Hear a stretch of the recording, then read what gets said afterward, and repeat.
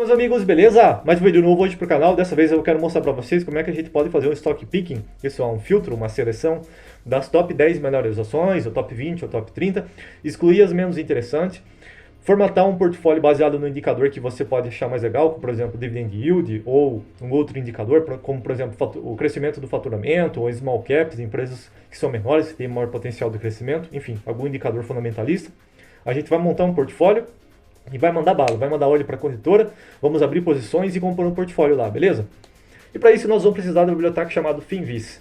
Tem uma biblioteca padrão sim, mas ela não estava funcionando bem, então eu tive que usar essa aqui, que é a Finviz Finance. E a Finviz mete essa plataforma aqui, cadê o portal aqui, ó, a finviz.com. Inclusive já usei isso aqui outras vezes. Confesso que essa aqui não é o principal portal que eu uso, mas ele é bastante detalhista, tá? E tem bastante... tem tudo quanto é tipo de indicador aqui.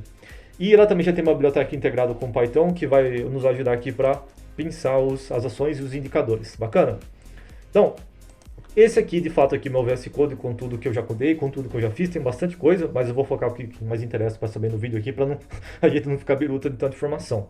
Então eu criei uma pastinha nova aqui chamada Demos, né, que é a minha demonstração, aqui é a minha apresentação. Aqui Providers, né, que são meus Data Providers, que são os meus fornecedores de dados, dando três informações. Então eu criei aqui uma pasta chamada Finviz. Poderia usar Yahoo Finance, mas não é o caso desse vídeo de hoje. E ela já oferece um screener aqui. Então eu importei, né, chamei aqui FVF_screener, daí chamei um método chamado overview, criei uma query. Estou setando um filtro aqui, dizendo qual era o índice do S&P 500. Depois eu crio uma tabela aqui no formato Pandas Data Frame, daí eu faço um sort aqui para ordenar aqui das maiores capitalizadas para menor, que é geralmente, né, ordenação padrão. Reseto o índice aqui para ficar 0, 1, 2, 3, né, até o enésimo, e beleza. Daí eu coloco para imprimir. Eu não vou executar o código novo, senão ele demora 35 segundos para fazer tudo isso. Bacana? Mas isso aqui é a configuração default aqui para ele gerar um screener. Porém, como vocês podem ver aqui, ele tem poucas colunas, né, não tem mais informação do que isso. O ticker, o nome, o setor, indústria, o país onde está, capitalização, PE, price, é isso. E isso aqui é informação muito básica, né? A gente vai precisar de mais coisa. Mas dá para tirar algo de interessante aqui. Dá para, por exemplo, você tirar o tickers que vai compor que vai ser o constituinte do S&P 500, né? Do índice. Então, bacana. Então, eu copiei esse código aqui, criei um segundo arquivo, né? Que a gente tem extensão aqui IPyNB. Importei tudo aqui de novo, né? Coloquei dentro de uma função, encapsulei isso aqui numa função. Já parametrizei aqui, deixando aqui o market cap que é como parâmetro, né? E agora, em vez de chamar todas aquelas linhas de código, eu chamo tudo isso aqui com código só. Eu poderia até importar isso aqui, ou colocar isso aqui em outro arquivo, daí eu chamar o arquivo. E aí eu executo tudo isso com um código só. E, inclusive, poderia até alterar aqui o parâmetro, não está com sort by por market cap, poderia colocar aqui, ó, sort by, e colocar algum outro indicador em vez do market cap, como por exemplo o volume, e ordenar por volume. Mas não vou fazer isso para não demorar demais, tá bom? Mas é só para ter uma ideia. Isso aqui ele é capaz de gerar aqui para mim os constituintes, aqui, as empresas que constituem o S&P 500, bacana? E a gente vai usar isso aqui daqui a pouco e já vou mostrar como e por quê. Beleza, mas o que a gente quer? A gente quer colocar mais colunas, a gente quer ver mais indicadores que são mais interessantes para fazer o filtro, certo? Então, como é que a gente vai fazer isso? Eu estava analisando como é que ia fazer e por fim cheguei à conclusão que a gente vai ter que fazer isso indicador por indicador, aliás, ticker por ticker, vai ter que constituir e formar a tabela. E para fazer isso, eu descobri que a gente teria que usar outros métodos, né, no caso aqui seria o Finviz Quote. Eu passo o ticker, chamo o método fundamental ou fundament e ele vai retornar para nós aqui todas essas configurações, todas essas propriedades. Tá? Aqui é bastante coisa. E aí o que eu fiz? Eu selecionei as propriedades mais interessantes. Então, eu deixei esse arquivo aqui, tickerinfo, né, que é a demonstração aqui da utilização da biblioteca, da API. E aí eu fiz aqui, ó, Screener Maker, ou seja, ele vai criar um screener para nós. Tá, então, novamente, eu importo aqui o NumPy, eu já vou mostrar porquê, o Pandas, a biblioteca Finviz. Faço algumas configurações aqui, isso aqui é para evitar um problema de não colapsar a largura máxima da nossa tabela, que no caso senão ele iria aparecer como os 3 pontos de eficiência. Então, para evitar esse problema aqui, você configura a coluna máxima e o IDIF máximo assim, resolve isso. E daí eu criei uma função aqui para executar ela e criar toda essa tabela completa, com todos esses indicadores, que agora sim está bem legal, né? Então você tem o ticker, o setor de onde pertence a ação, informações de liquidez, ou seja, sua capitalização, o seu volume, ou seja, quanto que ela é negociada na bolsa, informações de risco, ou seja, o seu VC, que é o seu volume em relação à sua capitalização, né? é um indicador que eu mesmo criei e eu mesmo gosto de ver, que eu acho bem interessante, que daí isso demonstra quão especulativa a empresa está sendo, ou se os investidores estão comprando ela para investir, ou o contrário, para especular, né? Quer dizer, quanto maior o volume, quanto mais tradeado, quanto mais negociada ela é, múltiplas vezes a sua capitalização, significa que os investidores não acreditam nela, estão comprando para revender depois. Né? Então ele compra, vende, vende, compra. Então é um mau sinal, é um sinal que a empresa é especulativa, não é um sinal que a empresa ela está sendo comprada para encarteirar. Porque quando os investidores compram e não ficam mexendo nela, porque ele acredita, porque ele é um holder, porque ele acredita nas perspectivas futuras da empresa. Então eu evito empresas aqui com alto VC. Aqui também o PC, quer dizer, Put Call Ratio, quer dizer, quantas vezes é o volume médio das opções de put em relação às opções de compra, que indica que se os investidores eles estão shorteando ela, se estão achando que ela vai cair ou vai comprar. Aqui também o Short Interest, que é um outro indicador, depois dá até uma pesquisada no Google para ver o que isso significa.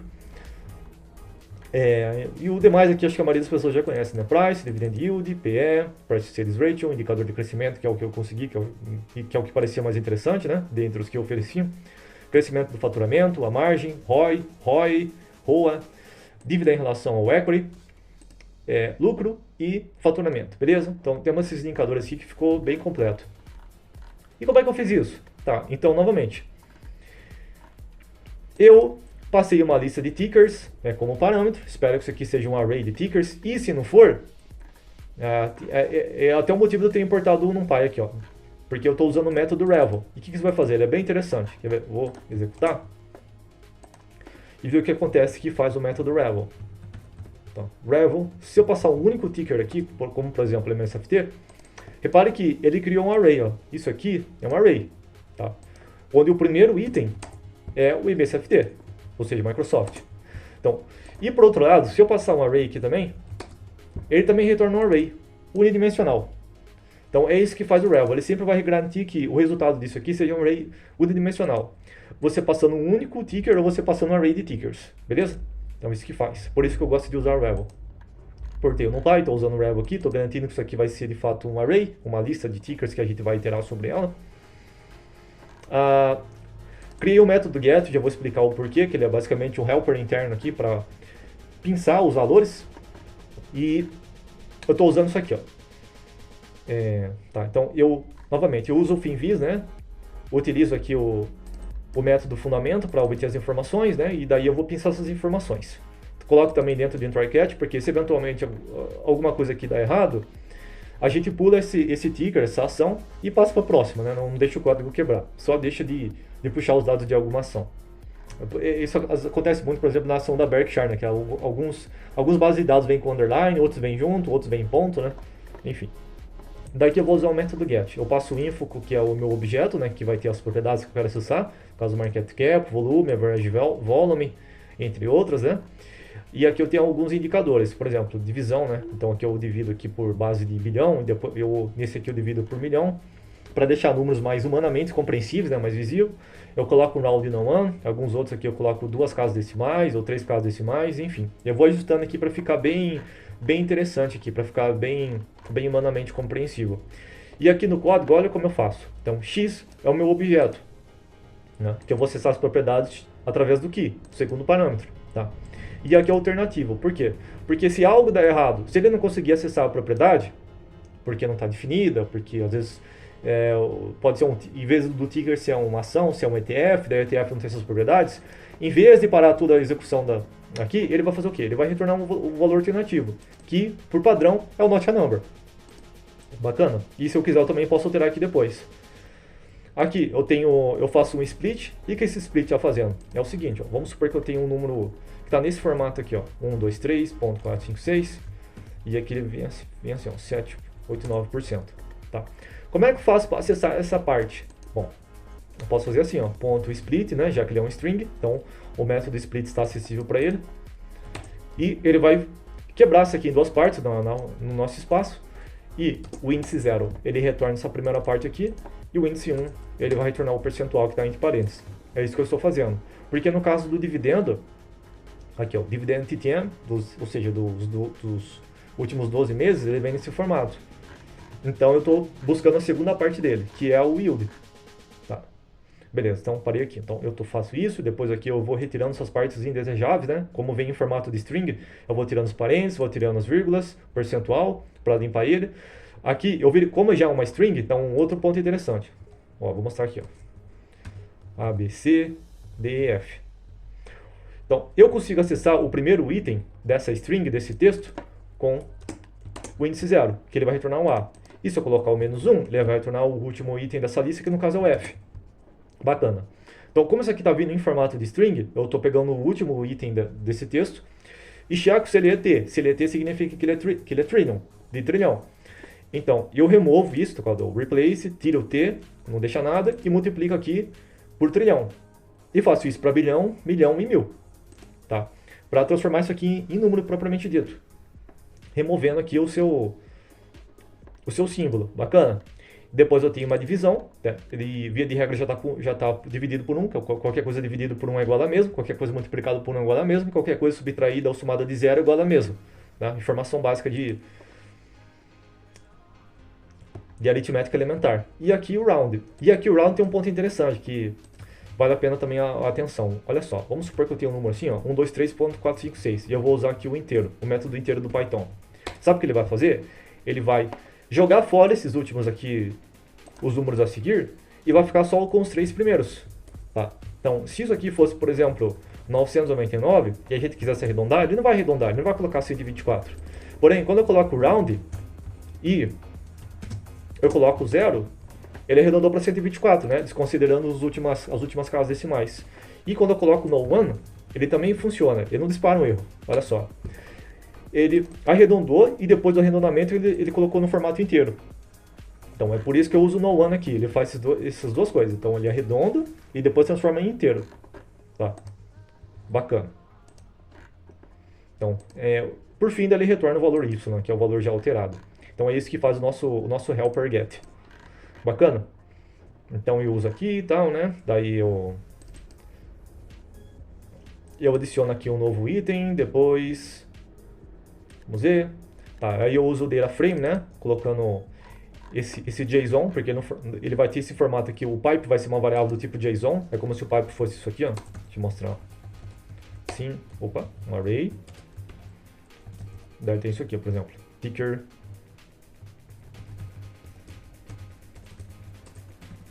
Sim. Depois company, sector. Setor A. E repete N vezes, tá?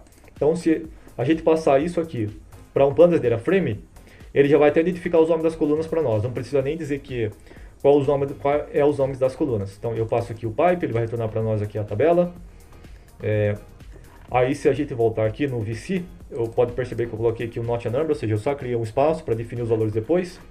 E aqui eu crio de fato aqui, ó, eu pego o volume, divido pelo capital, multiplico pela base 1000, arredondo para uma casa decimal, então tem o VC. Faço o sort, ou seja, eu ordeno a tabela aqui em função da capitalização. E beleza, e aqui eu tenho a tabela pronta. Eu executo isso, passo a lista de tickets que eu desejo, e ele formata isso aqui para nós, beleza? É assim, então é dessa forma aqui que a gente cria essa tabela desse screener. E foi isso que eu fiz. E daí, depois que eu criei toda essa base aqui, essa parte inicial, aí sim eu comecei a fazer um screening, e depois, por fim, eu mandei a operação. Mandei as ordens lá para abrir as posições, bacana? E vamos ver como é que ficou? Eu importei aqui tudo que é necessário, inclusive a biblioteca Warnings, que eu nunca falei antes, que é uma forma aqui de você ignorar todos os avisos, porque o Python todo momento fica mandando aviso, então a gente já coloca aqui para ignorar. Estou importando o NumPy, o Pandas, o Alpaca para a gente mandar as operações lá para a nossa corretora, o Finviz Finance, e a gente vai ver como fica na prática, beleza? Tá? Então, passo número 1, vamos fazer o screen, né? Ou seja, vamos fazer o filtro. E aqui é aquela função que eu expliquei agora há pouco, né? Então ele vai aqui criar para nós o índice, e a partir do índice eu vou puxar os tickers, né? Que é o que interessa. Uma vez que eu tenho a lista de tickers que vai dar 500 e poucas ações, que é os constituintes do S&P, a gente vai usar esses tickers para criar esse screener, que é o que eu estava fazendo agora há pouco, tá? Então eu passo a lista de tickers aqui, daí ele vai criar o screener para nós. Inclusive, isso aqui deveria estar pronto, por quê? Porque vai demorar muito. Se eu colocar para executar, vai demorar pra caramba, meu amigo. Tá? Enquanto isso eu vou explicando, enquanto ele vai executando, eu vou explicando os demais. Ó. Tá?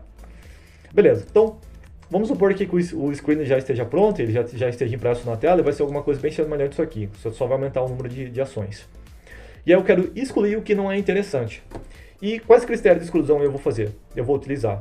Bom, primeiro, eu não quero ações que estão sendo shorteadas. O que é um short? Tipo, é quando o investidor ele aluga uma ação para vende ela e recompra depois, ou seja, é uma operação de short selling. Ele não acredita na ação, é uma operação que ele ganha quando o preço da ação cair. Então a gente não quer investir em ações que os próprios investidores, os insiders, a grande maioria dos investidores não acreditam nela. Então, eu já coloco aqui que o max short tem que ser inferior a 5. Tá? Eu não quero ações que estão sendo muito shorteadas. Próxima condição é o PC ratio, é o put call ratio. Eu não quero ações que o volume de negociação das puts seja muito grande em relação à call, ou seja, que tem mais pessoas negociando a sua queda do que a sua alta, né? Quer dizer, eles não estão acreditando nela. Então, também não quero, eu já coloco o máximo aqui de 3 vezes. Bacana? Sales Growth. Cadê o Sales Growth? Aqui, ó, mínimo Sales Growth de 5%. Ou seja, eu quero ações que o seu faturamento, a sua receita, tenha um crescimento médio analisado de pelo menos 5%. Porque se não tiver crescendo em 5%, o preço está absolutamente estagnado. E se o crescimento for pior, for negativo, já nem vai aparecer aqui. A gente já está cortando aqui na base, tá? Estamos cortando aqui logo na raiz. Cortou mal pela raiz. Margem. Também não quero empresas com margem muito baixa. Então a margem mínima tem que ser pelo menos 5%. Bacana? E o ROA também 5%. Ou seja, não quero aquelas empresas que precisam investir rios de dinheiro, precisam investir um capital enorme para ter um lucrozinho minúsculo. Não. O ROA tem que ser de pelo menos 5%, tá bom? E novamente eu também não quero empresas que estão dando prejuízo, não quero ações que o lucro é negativo. Então tem que ser, o income tem que ser pelo menos maior do que zero. Multiplicando todas essas condições aqui, ó, cria uma nova condição chamada conditional. Eu pego o meu screener, filtro por ela aqui, e eu tenho aqui agora o meu screener filtrado, né, que eu chamei de clean. Ou seja, sem essas sujeiras, sem essas ações ruins, essas empresas ruins. Bacana? E agora sim eu vou fazer o stock pick, né, que é selecionar em função do critério que eu quero. E é muito simples, basicamente eu estou usando um método aqui de ordenação do Pandas, né, do Pandas Data Frame. Então eu seleciono aqui pela coluna que eu quero, no caso aqui eu estou fazendo a primeira ordenação aqui em função da capitalização, depois o dividend yield, depois o crescimento do faturamento, ordenando do maior para o menor, isso que é a mesma coisa que dizer que o ACNN tem que ser 0, e as top 12, ou seja, as 12 melhores ações ranqueadas em função desses 3 indicadores. Então eu dei como nome aqui o High Cap, High Dividend Yield e High Sales Growth. E depois que todo esse código aqui for executado, né, se é que não vai demorar muito, eu acho que vai demorar aqui até 5 minutos,